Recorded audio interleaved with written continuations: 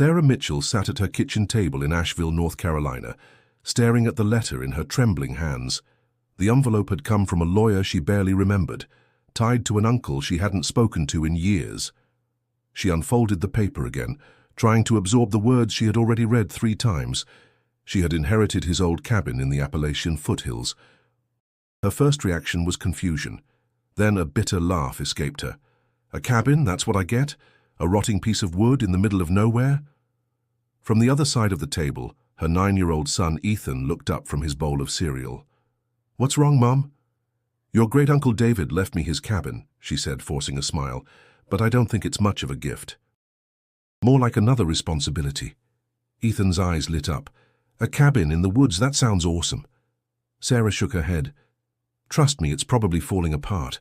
I don't even know if it's safe, and we can barely handle this apartment, let alone another place to worry about." The apartment walls echoed her words. Thin drywall, chipped paint, the smell of old carpet. She was working 2 jobs to keep a roof over their heads, hustling between a diner and a grocery store, praying the bills wouldn't outpace her paycheck. The idea of owning anything else, even if it was technically free, seemed laughable. Still, something about the letter unsettled her. The lawyer wrote that David had been adamant about leaving the cabin to her specifically. It wasn't just property, it was a piece of his legacy. Sarah sighed, rubbing her temples. "I don't know, Ethan. Maybe we should just sell it. Some land developer would probably take it off our hands." Ethan pushed his cereal away. "But what if it's not bad? What if it's like special? You always tell me family matters more than money." The words stung. He was right. She did tell him that. And now here she was, ready to dismiss a family inheritance before even seeing it. Her phone buzzed with another reminder of overdue bills. Life had been one long uphill climb since Ethan's father left. No safety net, no backup plan, just her determination to provide. The cabin, she told herself, was probably worthless, yet a whisper of curiosity remained. She folded the letter and set it aside. "We'll see, Ethan. Maybe this weekend we'll drive out there, but don't get your hopes up, okay?" He grinned. "Deal." Sarah leaned back, staring out the window. Beyond the parking lot, the Blue Ridge Mountains rose against the horizon, their slopes draped in early spring mist. Her uncle had always been fascinated by those mountains, telling stories about hidden trails, forgotten mines, and secret places where history had been buried. She used to roll her eyes at his rambling. Now she wondered if she had missed something. That night, after Ethan went to bed, Sarah sat in the quiet apartment with a notebook. She listed pros and cons. Pros, possible land value. A chance to honor her uncle. Something new for Ethan. Cons, cost of repairs. Time she didn't have. The risk, it was worthless. The cons outweighed the pros, but her heart tugged her in another direction. She felt like life was daring her to step outside her fear. And deep down, Sarah knew one truth. Her uncle wouldn't have left her the cabin if it didn't mean something. Before we dive deeper into Sarah's unbelievable journey, don't forget to subscribe to our channel for more inspiring stories like this one. For now, Sarah decided on one thing. She would go. She and Ethan would make the trip into the Appalachian countryside. They would face the cabin, rotten or not, and discover whether it was just another burden or the start of something she couldn't yet imagine. The following Saturday, Sarah loaded the car with snacks, water bottles, and Ethan's ever-present backpack filled with comic books and toy cars. The drive into the mountains took nearly 2 hours, winding along narrow roads that seemed to stretch forever through the dense forests of western North Carolina. The higher they climbed, the thinner the air felt, scented with pine and damp earth. Ethan pressed his face against the window, eyes wide. "This is amazing, Mom. It's like a movie." Sarah gripped the steering wheel tightly, her jaw tense. "It's just trees, Ethan." "Not just trees," he shot back. "It's an adventure." His excitement was contagious, but Sarah fought to keep her hopes down. She had convinced herself the cabin would be nothing but rot and mold. The last thing she needed was another disappointment. When they finally turned onto a gravel road that seemed almost abandoned, Sarah's stomach twisted. The mailbox at the edge of the driveway was rusted, leaning sideways as though it had given up years ago. The path to the cabin was overgrown, weeds brushing against the sides of the car. Then it appeared. The cabin stood at the edge of a clearing, hunched and weather-beaten, its roof sagging under years of neglect. Boards hung loose from the porch, and a shutter banged against the window frame with every gust of wind. The place looked less like a home and more like a warning. Ethan jumped out of the car before Sarah could stop him. "Whoa! Look at this! Be careful!" she shouted, slamming the door. "Don't run inside until I check it out." He froze mid-step, then nodded reluctantly. "Okay." Sarah climbed the porch, every board creaking under her weight. The smell hit her first: mildew, wet wood, and the unmistakable sharpness of animal droppings. When she pushed the door open, a raccoon bolted past her, disappearing into the woods. She screamed, then laughed nervously, her heart pounding. "Did you see that, Mom?" Ethan's eyes sparkled. "This place has wildlife." "Yeah," Sarah muttered, "the kind that doesn't pay rent." Inside, the cabin was worse than she feared. Mold crawled up the walls like bruises. The ceiling leaked in places, leaving dark stains on the warped floorboards. A broken chair sat in the corner, surrounded by piles of leaves and twigs dragged in by animals. Every step felt like it might break through the rotten planks.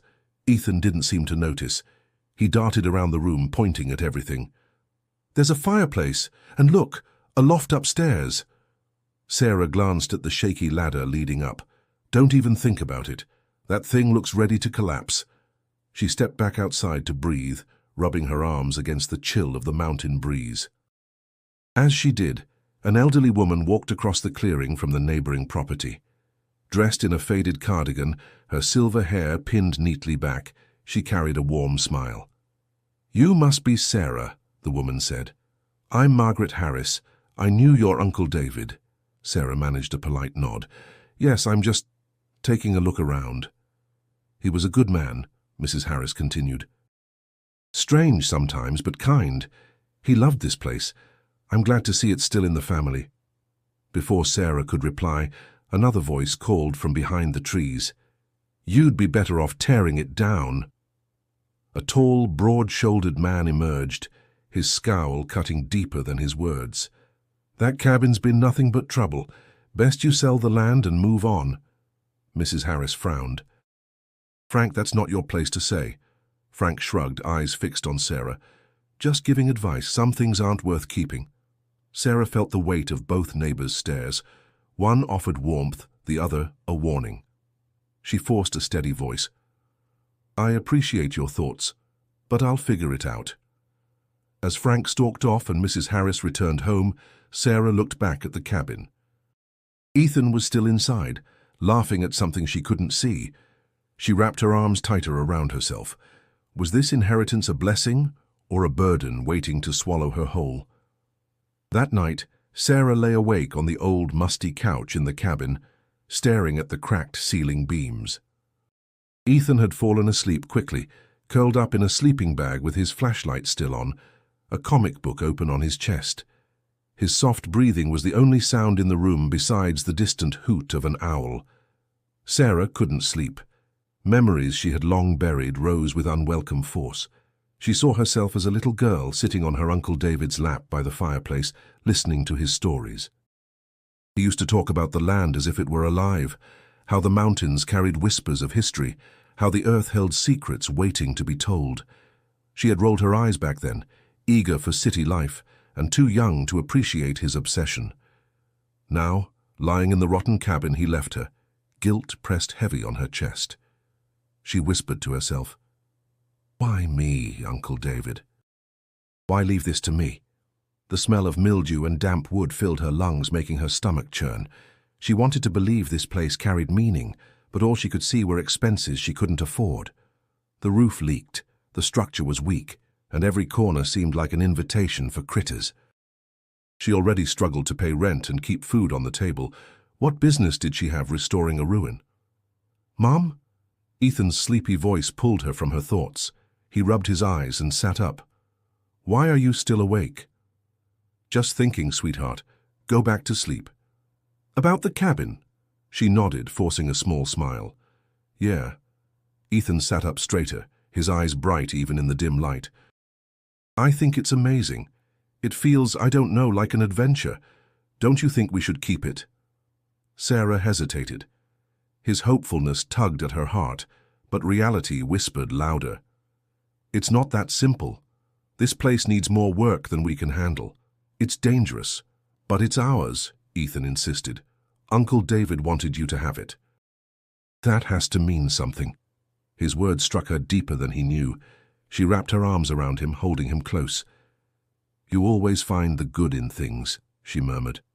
I just think maybe we shouldn't give up on it so fast, he said against her shoulder.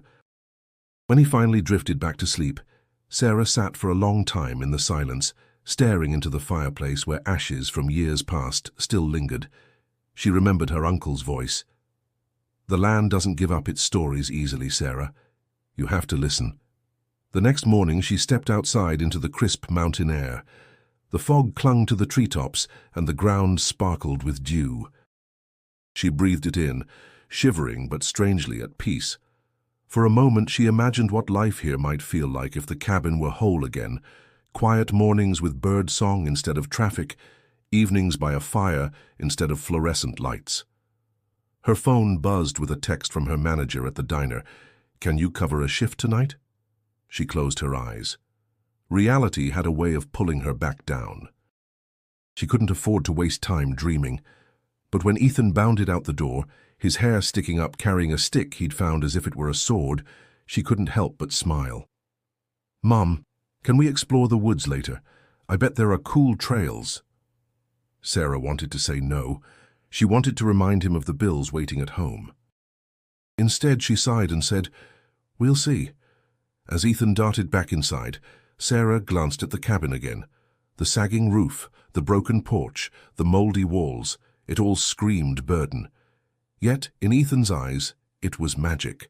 And maybe, just maybe, she wasn't ready to decide which one of them was right. The next afternoon, Sarah decided to spend a little time cleaning, more to clear her mind than out of any real belief that the cabin could be salvaged. She opened the windows to let the mountain air push out the stale stench, then swept piles of leaves and dirt into the corner. Dust rose in clouds, making her cough, but with each stroke of the broom, she felt less helpless. Ethan, meanwhile, darted from corner to corner, treating the whole place like a treasure hunt.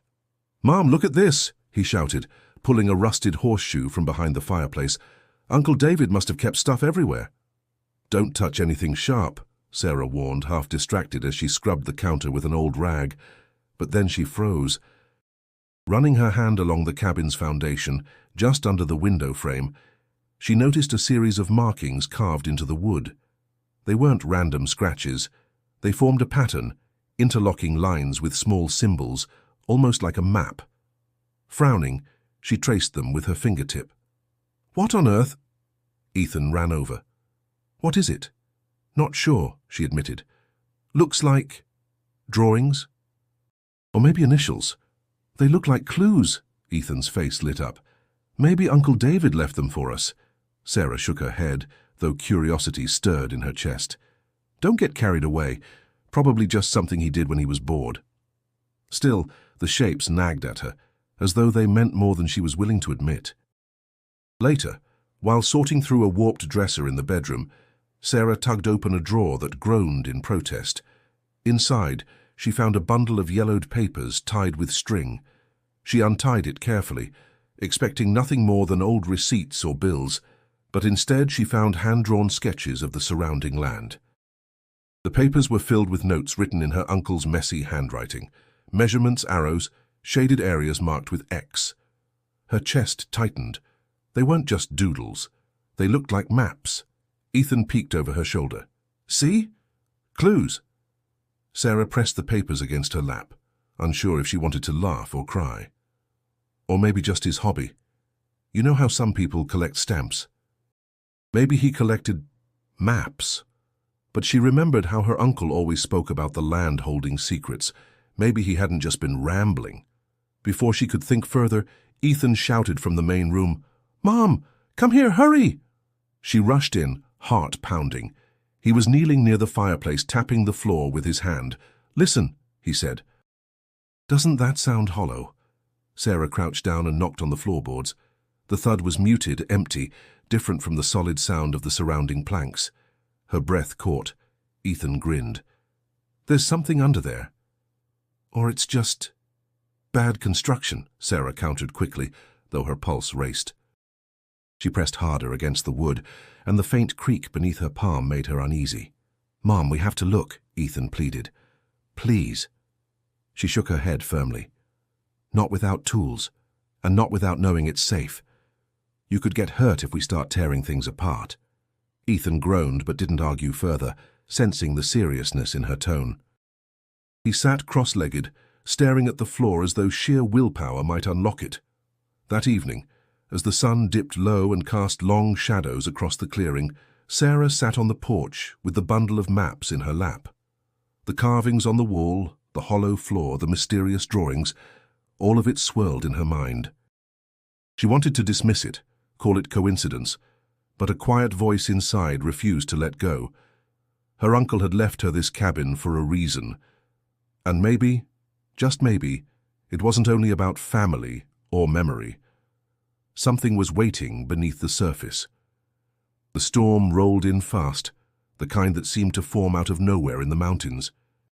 By late afternoon, the sky had turned an ominous grey, and the first rumbles of thunder echoed through the valleys. Sarah hurried to close the warped windows, while Ethan gathered his flashlight and blankets, buzzing with nervous energy. "Mom, it sounds like the roof's going to fly off," he said, eyes wide as lightning flashed. Sarah tried to sound calm. "It's just a storm. Nothing we haven't handled before." But her voice betrayed her unease. The cabin creaked under the weight of the wind, every groan of the old wood making her stomach tighten. Rain hammered against the roof, water dripping through the cracks in steady streams. Buckets and pots were scattered across the floor, catching what they could. The air was thick with dampness, carrying the smell of wet wood and earth. Ethan sat on the couch, hugging his knees. "Do you think Uncle David stayed here during storms like this?" Sarah managed a small smile. Knowing him, he probably loved it.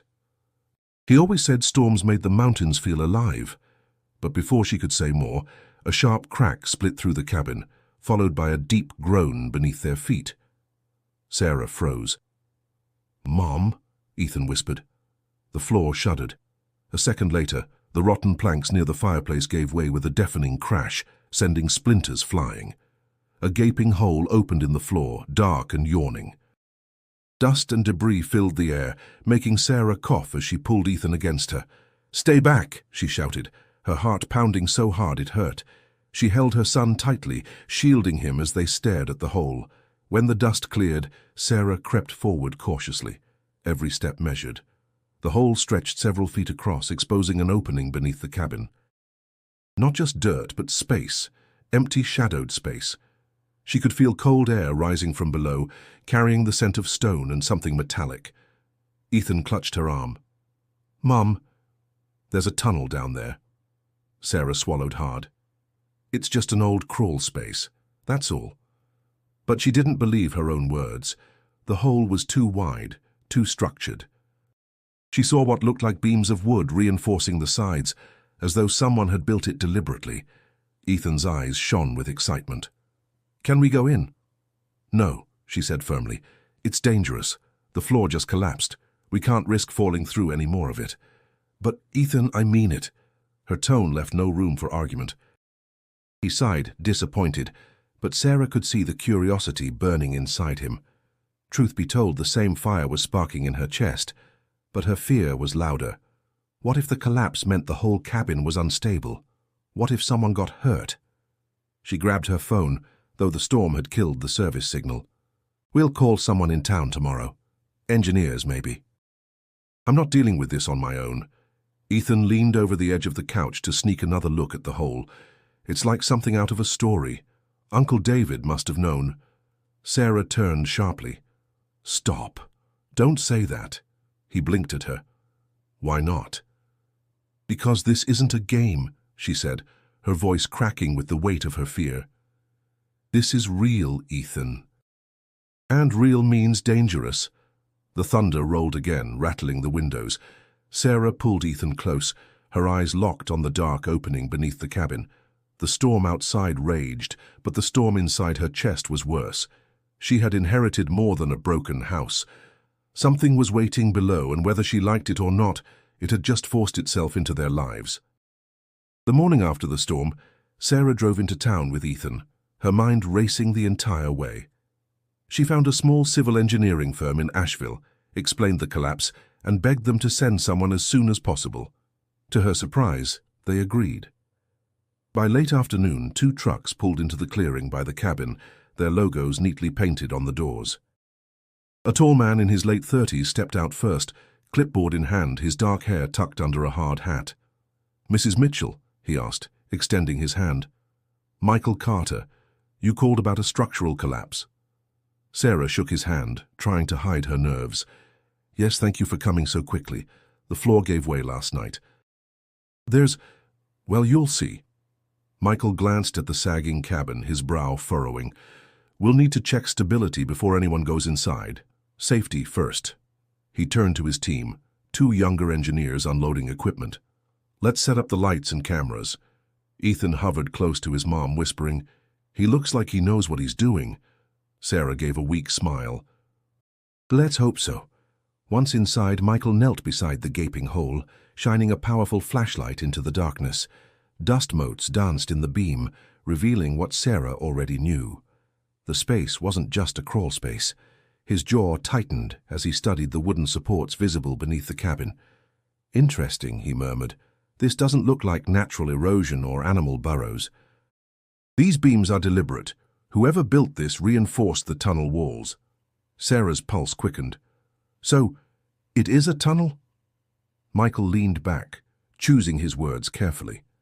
"That's my first impression, but we'll need to map it, test air quality, and check for structural hazards before we draw conclusions.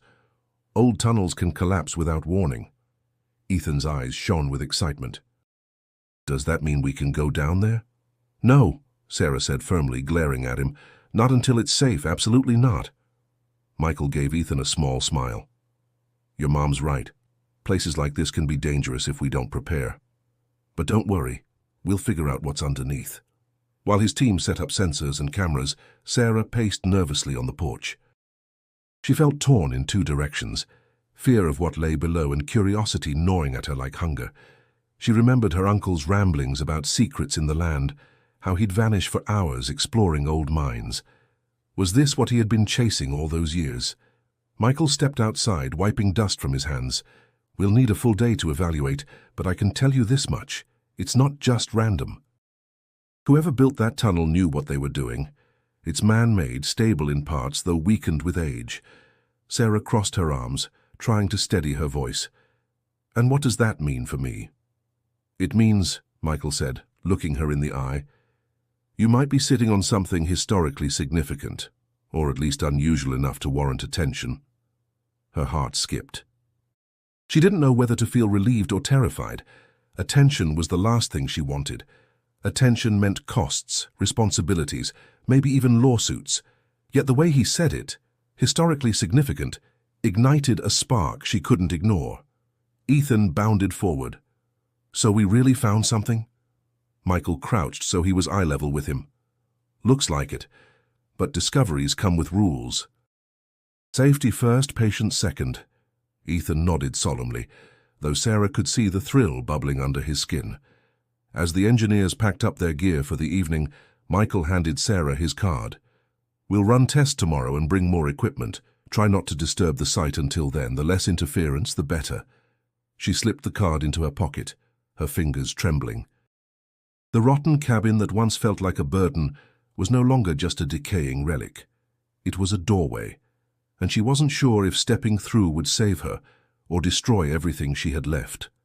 By the next morning, news of the collapse had already reached town. Sarah realized this when she stopped at the small grocery store to pick up supplies.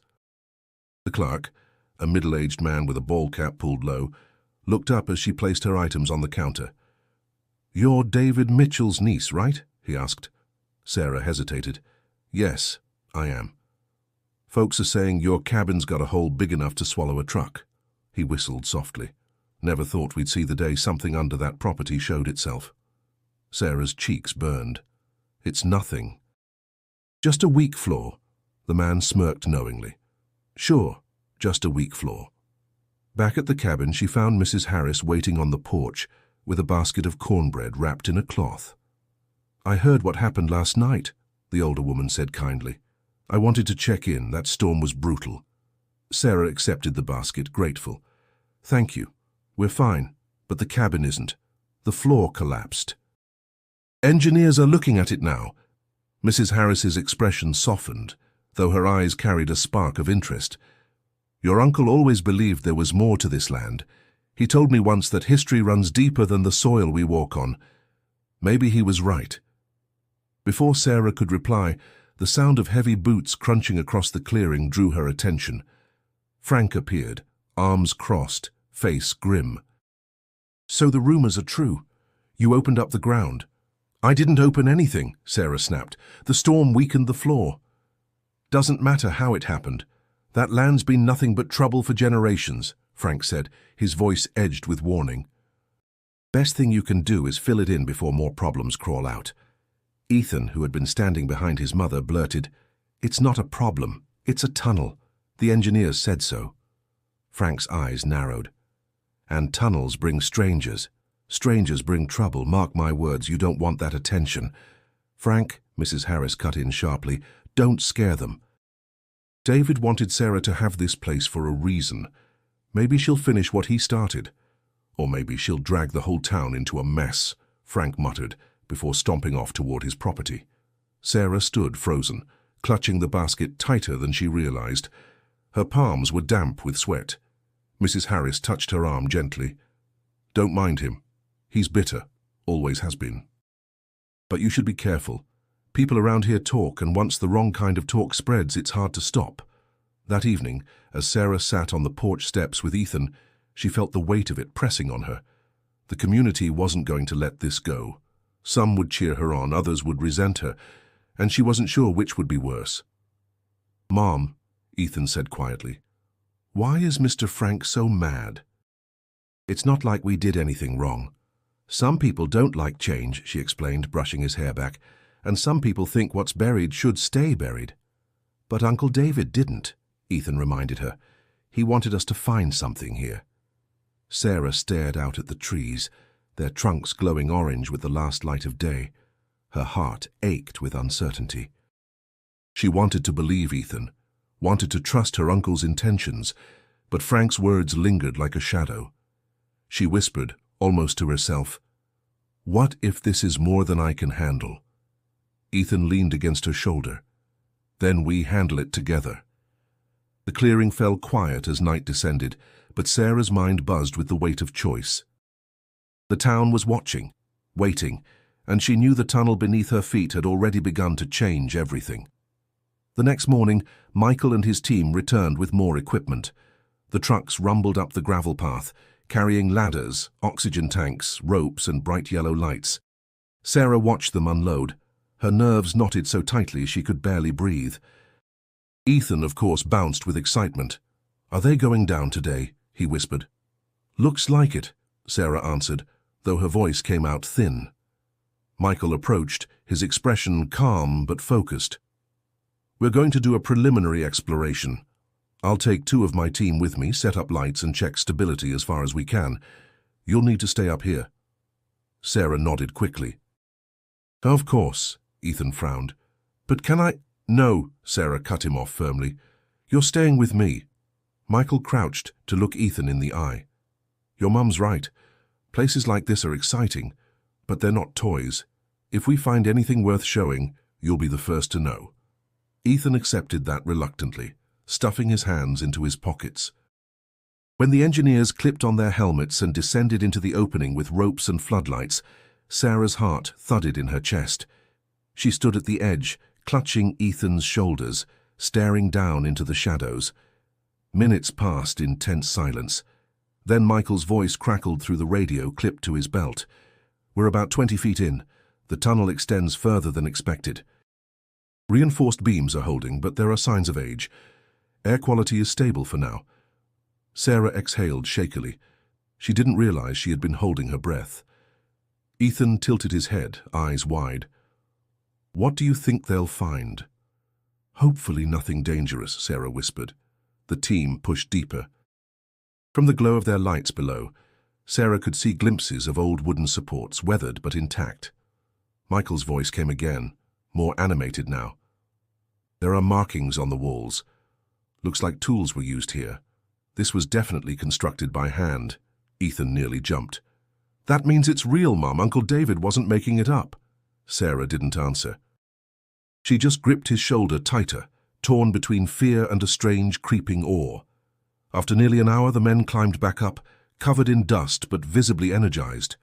Michael pulled off his helmet, his forehead damp with sweat. It's more extensive than I imagined.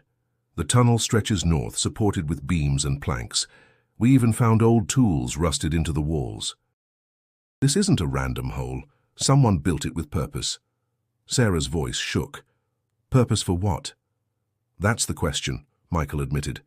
It could have been part of a mining operation, maybe even connected to the area's gold rush history. It's too soon to say, but this isn't ordinary. Ethan's grin stretched from ear to ear. See, Mom? It's special. Sarah looked at Michael, trying to steady herself. So what happens now? We'll need to bring in more equipment, possibly even archaeologists or historians, he explained. But it's your property. Nothing moves forward without your permission. The weight of his words settled heavily on Sarah. Permission meant responsibility. Responsibility meant consequences. Mrs. Harris wandered over from her porch, having watched the commotion from afar. Well, she said with a knowing smile, seems David was right after all. He always said there was more to that land than anyone wanted to believe. Frank's voice carried from across the clearing, sharp and bitter. Or maybe you're all just stirring up trouble. Best leave well enough alone before it swallows you whole. Sarah's stomach twisted. The divide in the community was already widening, and she was standing in the middle. Michael touched her arm gently. You don't have to decide today. Just think about what you've got here. It's rare. And sometimes rare means opportunity. Sarah looked back at the dark opening beneath the cabin. Rare. Opportunity. Or maybe danger. She couldn't tell which one weighed heavier in her chest. 2 days later, Sarah found an official-looking envelope waiting in her mailbox at the cabin. The county seal was printed across the top, and her stomach dropped as she tore it open. Inside was a letter from the local authorities, warning her about liability risks associated with the structural collapse on her property. It advised her to restrict access immediately, file a safety report, and be prepared for possible inspections. She read the letter twice, then a third time, her hands trembling. They make it sound like I'm the one at fault, she muttered under her breath. Ethan looked up from the porch steps where he was drawing in a notebook. What's wrong, Mum? Nothing you need to worry about, she said quickly, folding the letter, but her tight voice betrayed her. Later that afternoon, Michael stopped by with updated notes from his team. Sarah handed him the letter without a word. He read it, his brow furrowing. Typical. Once the county catches wind of something unusual, they start circling. What does this mean for me? Sarah asked. Am I in trouble? Not yet, Michael replied carefully, but they want to cover themselves. If someone gets hurt down there, the liability falls on you. That's why they're pressuring you to seal it or let them take control. Sarah sank into the porch chair, rubbing her forehead. I can't afford lawsuits. I can't even afford to fix this place. Michael leaned against the railing. That's why you need legal advice, someone who can help you understand your rights. The next day, Sarah called an old college friend, Jenna, who now worked as a lawyer in Charlotte. They met at a diner halfway between. Jenna skimmed the letter, then looked Sarah in the eye. Don't sign anything. Don't agree to anything. They'll try to scare you into giving up control, but this is your property. If it has value, historical, financial, or otherwise, you don't want to lose it by panicking. Sarah sighed. But what if they force me? I can't take on the county. They can't force you without due process, Jenna assured her. But you'll need to be smart. Document everything. Don't let outsiders access the tunnel without your permission, and don't assume everyone has your best interests at heart. On the drive back, Sarah gripped the steering wheel until her knuckles whitened. The thought of fighting a bureaucratic battle terrified her. She wasn't a fighter. She was just a single mum trying to make ends meet. Yet here she was, thrust into a situation that seemed bigger than anything she had ever faced. That evening, Mrs. Harris brought over a casserole. As they sat at the small table, Sarah confessed her fears. "I don't know if I can do this. The county's breathing down my neck, lawyers are warning me not to trust anyone, and all I wanted was to honor my uncle's memory. Now it feels like a trap." Mrs. Harris patted her hand gently. "Sarah, your uncle knew you were stronger than you realize. He didn't leave you this place to break you. He left it because he believed you could carry it." Her words sank deep, though Sarah wasn't sure she believed them. Strength wasn't something she had ever claimed. Survival, yes, but strength, that felt like a luxury. Outside, Ethan was running in the yard, chasing fireflies with a jar in his hand. His laughter rang through the twilight, bright and pure. Sarah watched him, a pang of determination stirring in her chest. She might not feel strong, but for him, she would find a way. The letter from the county still sat on the table, glaring up at her like a challenge. Sarah picked it up again, folded it neatly, and slipped it into her notebook with her uncle's maps. If this was a battle, she wouldn't walk into it blind. The week stretched on with tension. Sarah couldn't shake. Engineers continued their cautious work, bringing in cameras to map the tunnel, while county officials sent more letters filled with legal jargon she barely understood. But one evening, Michael showed up at the cabin with a folder tucked under his arm, his eyes bright in a way Sarah hadn't seen before. "I spent the last 2 nights digging through records at the county archive," he said, laying the folder on the table. "Sarah, I think I know what your uncle was chasing." Her pulse quickened. "What do you mean?" He spread out faded photocopies, maps from the 1800s, handwritten notes from mining registries, and even newspaper clippings, so yellowed with age they looked like parchment. This area was part of a small gold rush in the mid-1800s, most of it centered around Georgia and the Carolinas. Dozens of small operations popped up, but only a few ever made money. Records show miners registered claims not far from here. Ethan leaned over the table, eyes wide. "Gold? Like treasure?" Michael smiled faintly. "Not treasure exactly, but miners reported veins of gold running through these mountains. Many were abandoned after disputes, cave-ins, or when bigger mining companies moved in. This tunnel, it lines up with one of the claims that disappeared from the records after a legal battle." Sarah traced one of the maps with her finger. "So this tunnel might have been built to mine gold?" "That's what it looks like," Michael confirmed. "And not just a shallow dig.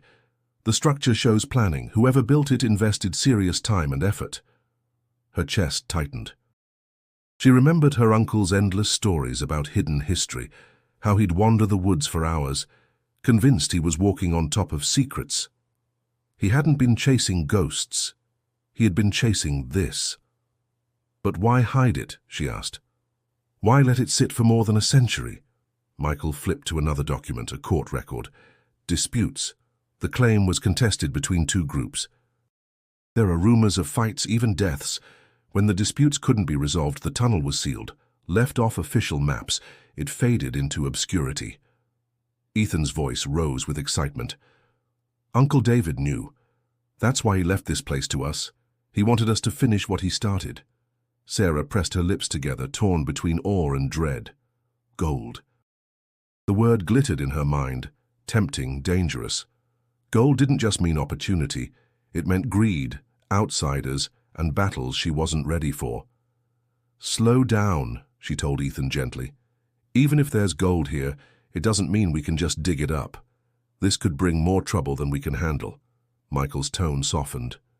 "She's right. But it also means this site has historic and maybe financial value, the kind that can't be ignored." Sarah sat back in her chair, her heart pounding. For years, she had lived paycheck to paycheck, working herself to exhaustion just to stay afloat. Now she sat at a table covered in maps and records, suggesting that beneath her feet lay something people once fought and died for. Mrs. Harris stopped by later that evening, drawn by the light spilling through the windows. When she saw the papers, she gasped, "Lord have mercy, your uncle was right all along." Sarah looked at the older woman, searching her face for reassurance. "But what am I supposed to do with this? I'm not a miner, I'm not a historian." Mrs. Harris touched her hand. "You're the one he trusted. That means something. Don't let fear make the decision for you." As the night deepened, Sarah sat by the window, staring out at the dark silhouette of the mountains. She felt both exhilarated and crushed by the weight of discovery. The rotten cabin she had nearly dismissed as worthless was sitting on top of history, and that history was about to change everything. For the next several days, Sarah lived in a fog of conflicting emotions. Every time she looked at the stack of maps and records Michael had uncovered, her heart leapt with possibility, but just as quickly, dread followed. Gold, history, ownership. Each word carried weight. Each choice seemed capable of changing not only her life, but her son's future. One evening, as she prepared a simple dinner on the tiny stove, Ethan sat at the table doodling in his notebook. Without looking up, he said, "We can't keep this a secret forever, right? If there's something under there, people will want to know." Sarah stirred the pot absent-mindedly. "People wanting to know isn't the problem. It's what they'll do once they find out." Ethan set down his pencil. "But isn't it wrong to just cover it up? Uncle David didn't spend all that time looking for nothing. He wanted the truth to come out." His words struck her hard. She had been trying to frame the problem as practical, liability, money, risk. But Ethan had cut straight to the heart of it, right and wrong, truth and silence. That night, Sarah couldn't sleep. She lay awake, listening to the creaks of the old cabin and the distant call of a whippoorwill. She thought of miners a century ago digging deep into the earth, their sweat staining the soil. She thought of her uncle, wandering the woods with notebooks in hand, driven by the belief that something here mattered. And she thought of herself, just a mother trying to keep her head above water, suddenly holding the power to choose what story would be told. The following morning, she confided in Michael as they walked the property line. "I don't know what to do. If I keep it secret, I feel like I'm betraying my uncle and the people who built that tunnel. But if I let everyone in, I could lose everything, maybe even the land itself." Michael stopped and studied her face. "You're right. Both paths come with consequences. If it's developed for profit, you risk losing control. If you shut it down, you deny history. There's no easy choice." Sarah folded her arms tightly. "I wish someone could just tell me the right answer." He shook his head gently. "No one can. This is about what you value most." Later that day, she went into town for groceries. As she passed through the aisles, she overheard two men talking in hushed voices near the hardware section. "Did you hear about Mitchell's land? Word is there's gold under it." "Gold? Figures. Bet the county will find a way to snatch it up." Her face burned as she hurried past them. The rumor had already begun to spread. That evening, Mrs. Harris stopped by again. Over tea, Sarah poured out her turmoil. "If I let this become public, people will come in droves. Developers, speculators, maybe even the government. I'll lose control. But if I keep it hidden, I'm just burying history all over again." Mrs. Harris sipped her tea thoughtfully. "When I was younger, I thought life was about keeping what little you could hold. But your uncle believed in sharing stories, in letting the land speak. Maybe the question isn't whether to hide or expose, Sarah. Maybe it's how to share in a way that honors the past without letting greed consume it." The words lingered in Sarah's chest long after the older woman left.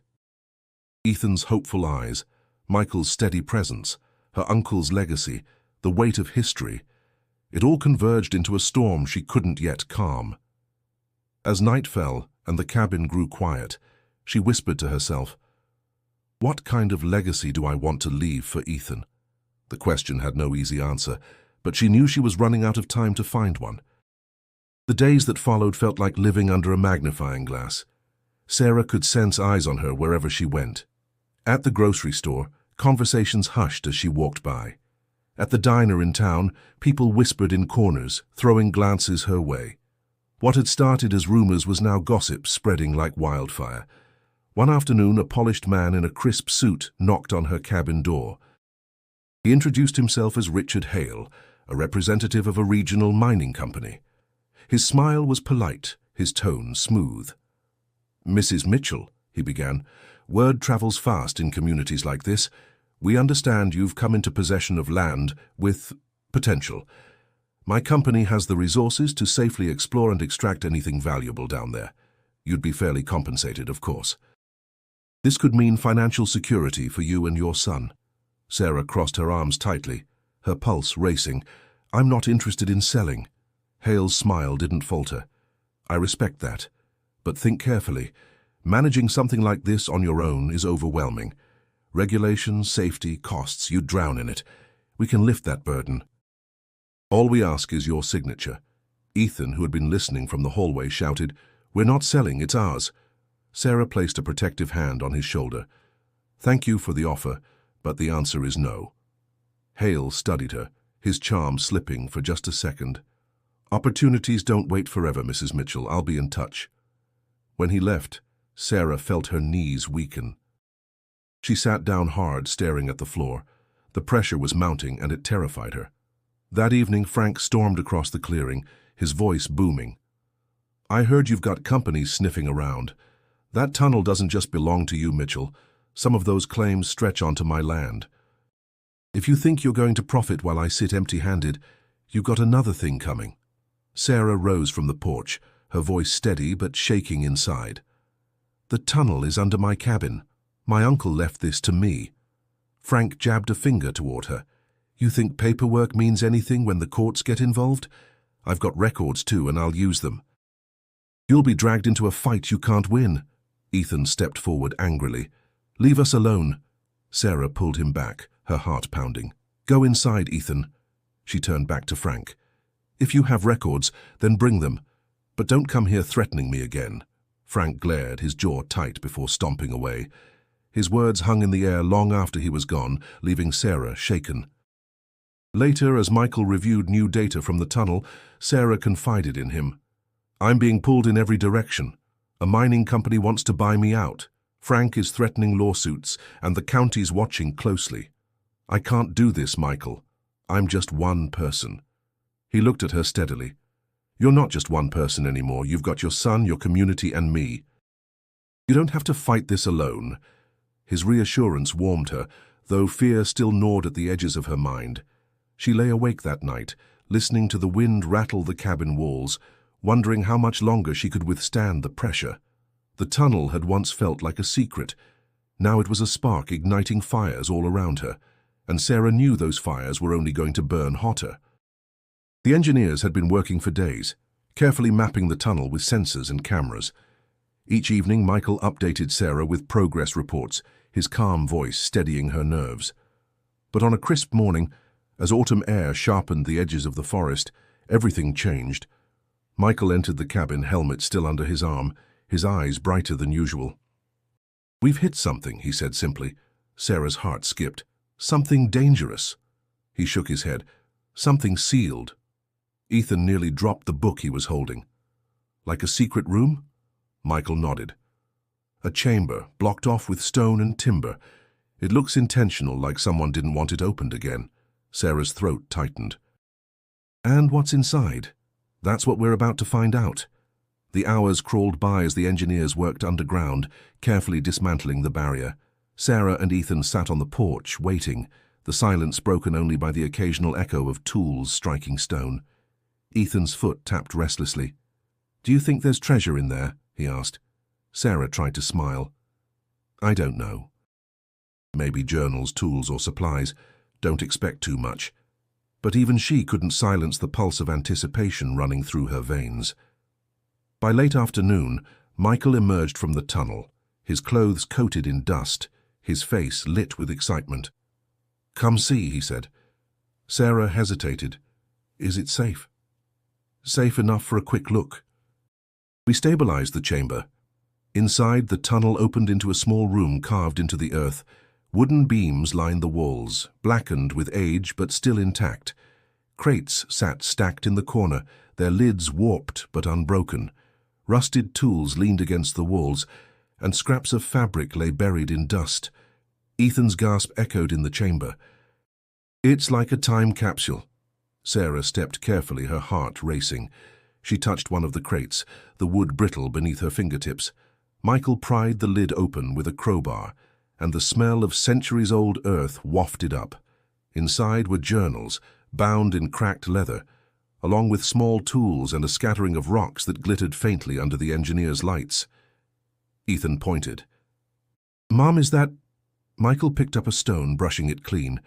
Golden flecks glimmered in the beam of his flashlight. "Yes," he said quietly. "It's gold, still clinging to the rock. Whoever was mining here, they struck something." Sarah's knees nearly buckled. Gold. The word had haunted her thoughts, but now it lay in her sight, real and undeniable. Michael handed her one of the journals.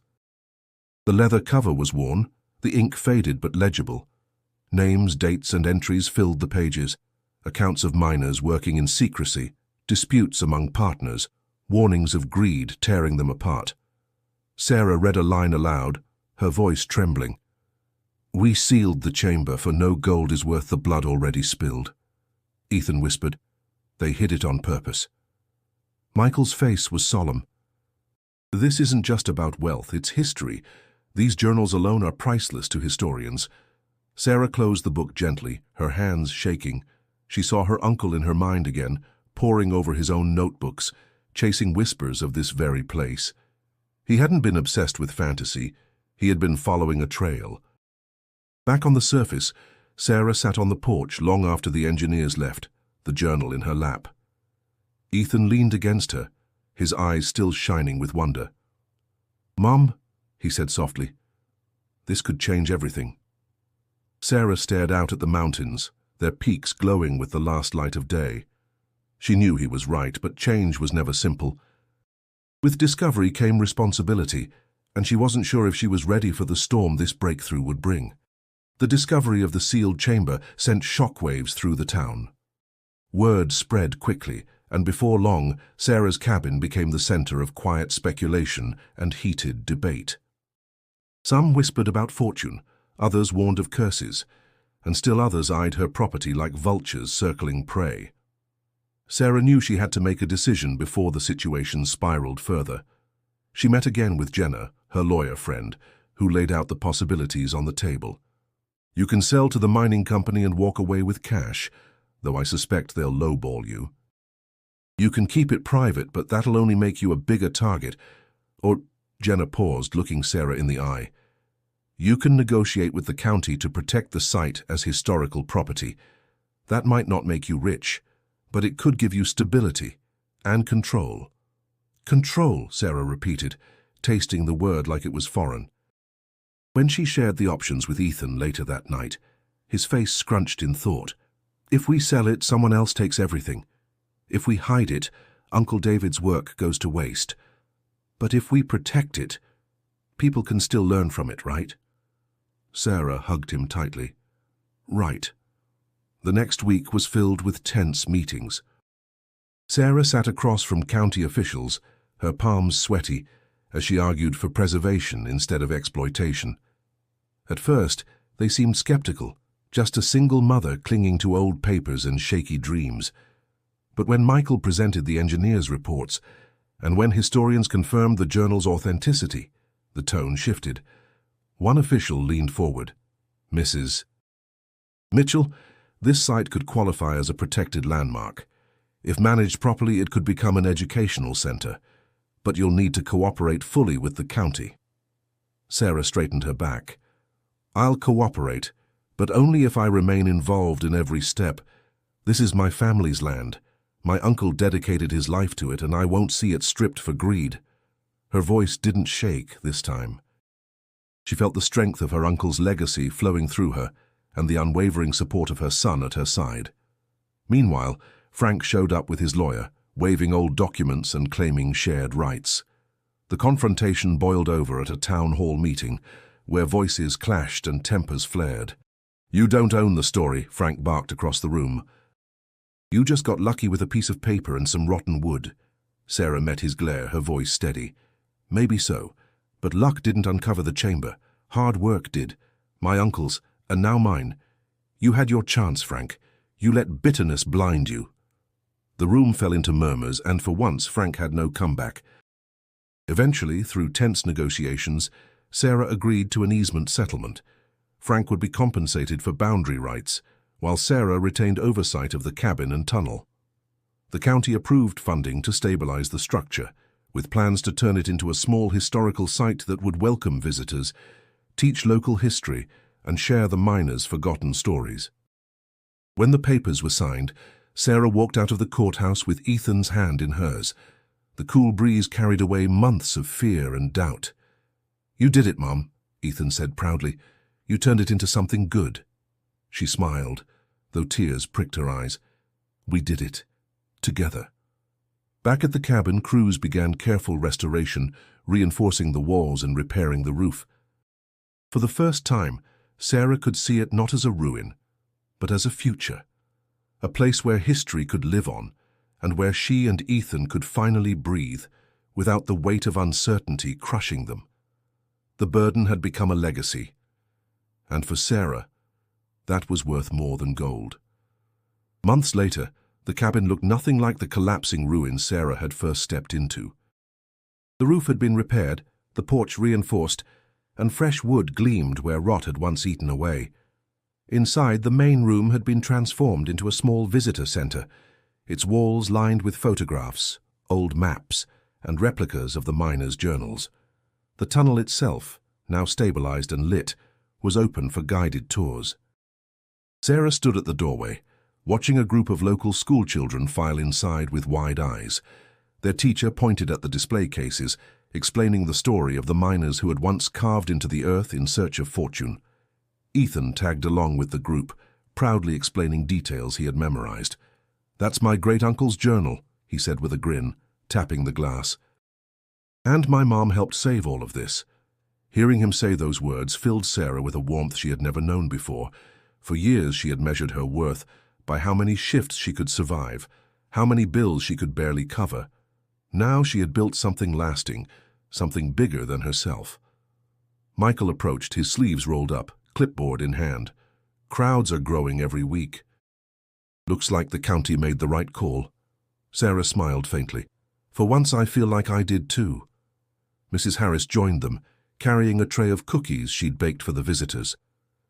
"David would be proud," she said softly. "You honored his dream without letting it be swallowed by greed." Sarah nodded, her throat tight. "I hope so. I wanted to give Ethan more than survival. Now he has roots, a story to carry." Later that evening, when the last group had left and the lights in the tunnel were dimmed, Sarah sat on the porch steps with Ethan. Fireflies blinked across the clearing, just as they had on that first uneasy night. "Do you miss the way things used to be?" Ethan asked, leaning against her. Sarah thought about the cramped apartment, the double shifts, the endless worry. She shook her head slowly. "No, I don't.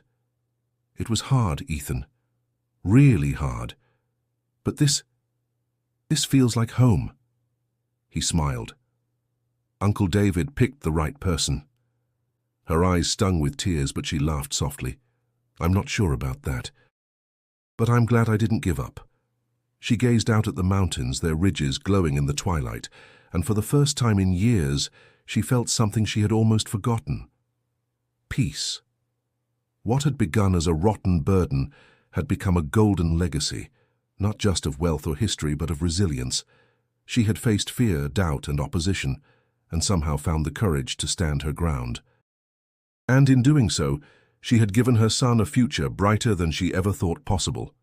Before we close Sarah's story, don't forget to subscribe to our channel for more incredible journeys of resilience and discovery.